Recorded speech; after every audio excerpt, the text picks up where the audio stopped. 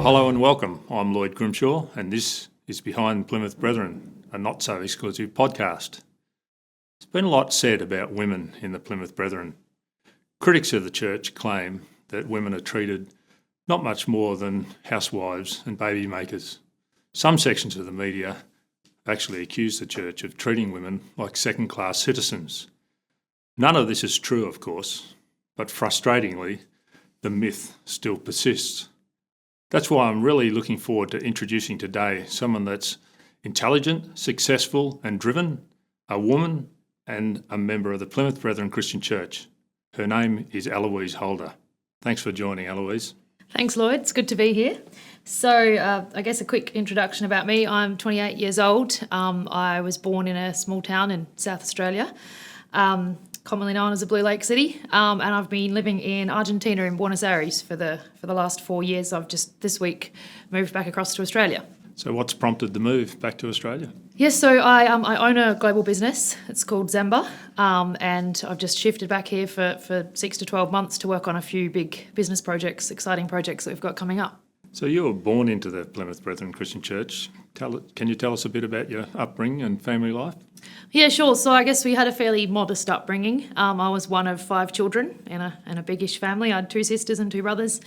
Money definitely didn't really grow on trees where I was from, and I had a mother that had very old school values, I guess. Brought us up well, but I think one of the overarching themes in our growing up lives was, if you want it, you've got to work for it. So some of those old school values around money, is that where the entrepreneurial spirit comes from? Yeah, so I think my mother definitely had an entrepreneurial streak, and she was always working throughout our growing up years when we were younger, when we were a bit older as well. But despite that, she would often spend a lot of time with us kids when we were smaller, doing business, different sorts of business make-believes or plays. So I remember in school holidays, she'd help us set up some kind of little activity. So on our one school holidays, we ran a car wash. I think it was called the Freaky Fries from memory.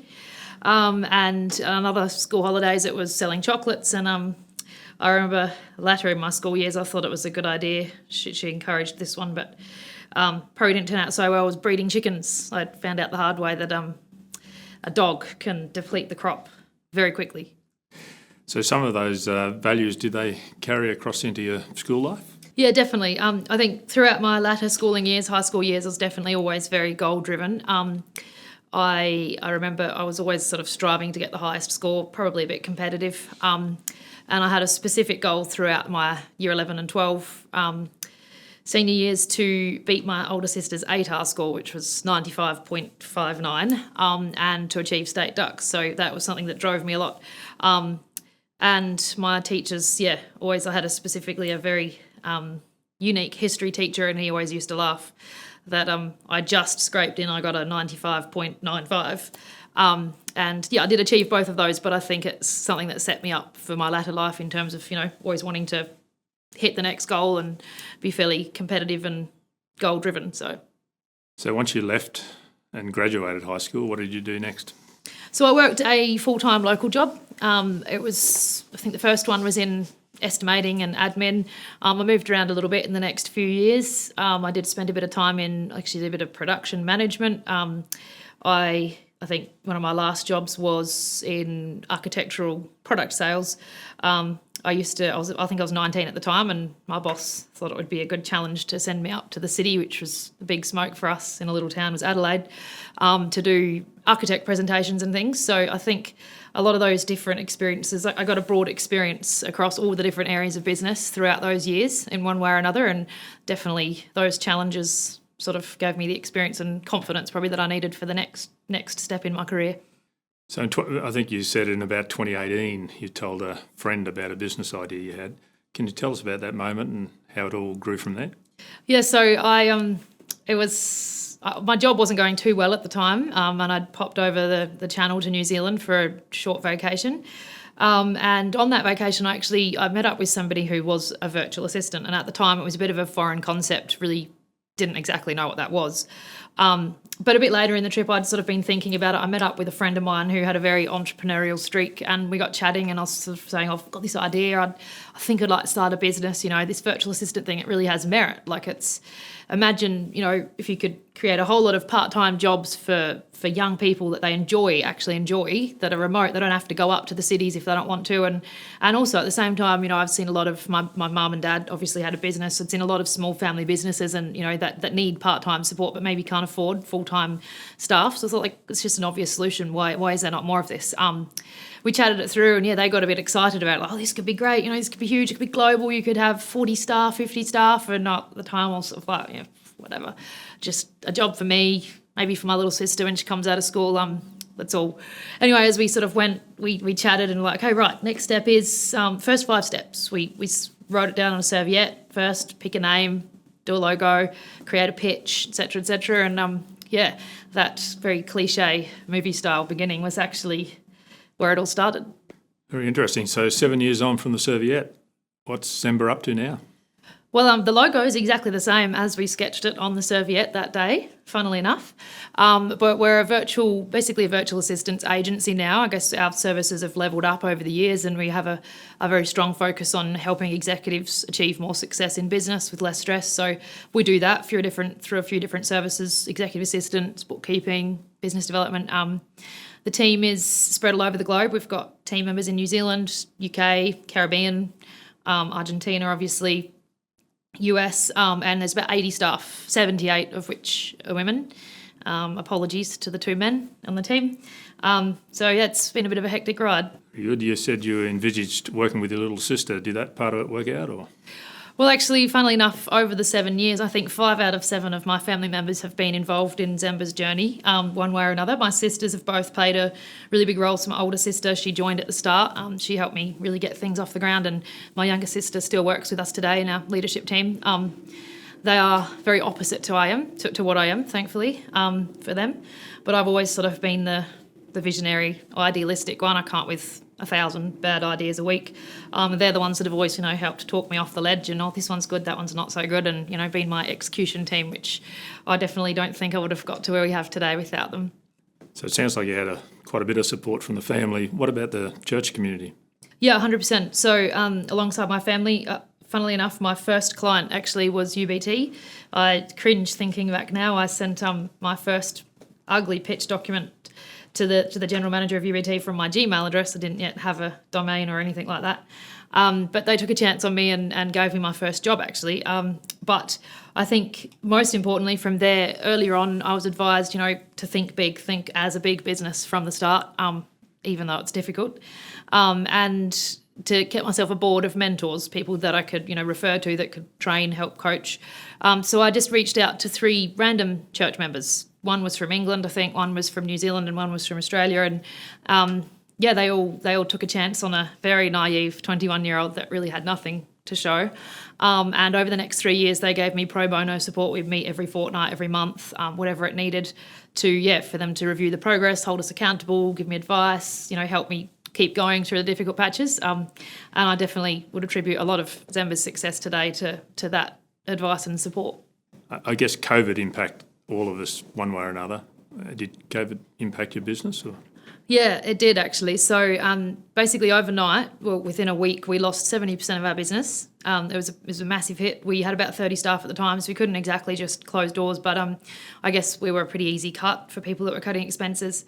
So our mentors advised us to pivot, come up with some new ideas, take advantage of the opportunity that always comes with a challenge. And so as a team, we got together and we actually created a series of what we called pandemic courses, which was, we did a photography course, and I think there was a cooking course, and I can't really remember what else, but really it had nothing to do with our original line of business. But anyway, generated enough revenue to get us through those difficult months. And then from there, we picked back up, and it was a bit of an opportunity or a lucky streak for us in the end, because obviously the pandemic kind of forced the progression globally into remote working, and so people adopted the virtual assistant idea a lot quicker than they perhaps otherwise would have. So from there, it actually took off about 3-4 months later, and it's been on the up ever since. So your business has kind of taken you all over the world. What's some of the most memorable parts of those travels? Well, I feel very blessed to have travelled quite a lot over the last 7 years, which has definitely been because of the business. Been to many different locations, but I think probably I'd have to say the most memorable was a trip to Argentina or Buenos Aires in 2019, which is where I met my husband, Owen. So we're going to meet Owen on the next episode, but you ended up moving there, didn't you, to Argentina? Yeah, I did. So obviously the pandemic hit only 6 months after we met. So we started a long distance relationship shortly after that, which obviously wasn't terribly easy. But in the end, we sort of thought the pandemic, like everyone did, was going to go on forever. The borders were closed. There was just, we were anxiously checking the news every month. Nothing was coming up, probably every week actually. And so eventually we realised that the only way it was going to work was, we were at that stage we were sort of planning to live together anyway, to just get married, leave the country, get married over there and stay there for good. So I went over there by myself and we had a small family wedding and started our lives together. So you moved right over to the other side of the world. Did it help to have the church community when you got to Argentina? Absolutely. I look back on those early days and, moving country for anyone is a big challenge. But I think moving to a third world, more developing country, a country that speaks another language, there's just so many challenges that came with moving to Argentina, security challenges, different things. And I think one of the biggest blessings in that move was that there was a church community of about 160 church members in Buenos Aires, and a lot of them over the years had moved to Argentina themselves and acclimatised and been through that process, so fully understood what you were going through and the different phases it sort of took, and the support, like them stepping up and understanding, and even just having that that base of English speaking church members for the social interaction was just a huge. It was just a huge help in a time of a lot of mental strain. Still, even with all that support, it must be a pretty difficult thing not only to move to a new country, but to run a business in a country where you can't speak the language.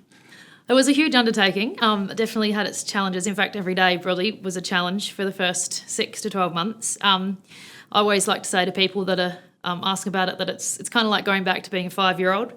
If you've been an independent person before that, you suddenly, you can't order potatoes, you can't go to the chemist, you can't really do anything by yourself.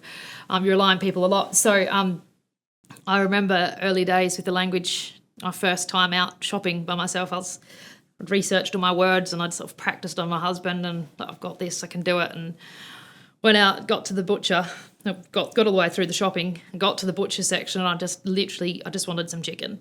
And all the words just fled. I was like, chicken, I just need chicken. And I think I ended up standing there and just flapping my wings at him like a hen. Argentines are very kind people when it comes to language, but he definitely had a quiet little giggle behind his hand at that one. But anyway, I got my chicken. But I think those were some of the situations where the church really stepped up and helped me. Like in the early days, a year after I moved, I had a major back surgery. I was in hospital for 5 days and if you haven't been in a country where you don't speak the language, you probably wouldn't understand exactly the huge undertaking that is. But you can't understand what the doctor's saying. You don't know what's coming next. And there were church members that would just come and take turns sitting with me in the hospital, translating, looking after me. And I remember when we got home as well, we had the house was just full of food, gifts, and for 2 weeks thereafter we had church members. We had a meal train, I think they called it, where every night someone else would be scheduled to bring us a meal and help us out. But yeah, so it was a big challenge, but I think it was definitely kudos to the church members helping us get through it. And there's a lot of very special connections and relationships we have with them from that time that, yeah, we still have today. Mm. So now that you've established yourself in business, I know that you're very passionate about mentoring other young women. Why is that? I think I just see a lot of young women today, older ones as well actually, but struggling to set goals and perhaps realise that, the potential that they have, what they could be doing with their lives, whether that's, career-wise, family-wise, financially. And it really something I've worked with a lot of young women over the last 7 years. Obviously through Zamba, it's exposed me to a lot, and I just find it really fulfilling and love to see these young women sort of step up and take hold of their lives and set goals and move forward. Well, there's a lot said about young women in the church that they're not given any choice or control. How do you feel about that when you hear that said? I just Yeah, I mean, I think the people saying this, obviously they have their own perspective, but it's definitely not what I know of the church. And I guess I always say, look, at the end of the day, it's up to you to make what you want of your life. It's no different within the church or outside. But if you want a career, just get on and work for it and make your own career. If you want to get married, get married. If you want to stay single, stay single. If you want babies, have babies. If you want it all, do it all. But yeah, it's really up to you to make your own choices in life along with your family and figure out what you want out of life. Well, you certainly overcome some challenges. What's next on the horizon? Well, it's going to be a busy 12 months. Obviously, here in Sydney now, and got a lot of. We're launching a new business operating system actually, which has been a bit of a passion project of mine for the last 18 months. It involves a lot of coaching and strategic work with businesses, which is exciting. Hoping to move into try a bit of property development. And yeah, aside from that, I don't know. Really, life tends to throw a few curveballs, so we'll just roll with the punches and enjoy our time in Sydney while we're here. Well, thank you very much for joining us today. Your story is certainly inspiring, and your energy. And thanks to all that have joined to listen. We appreciate your company. Make sure you like and subscribe so you don't miss the next episode.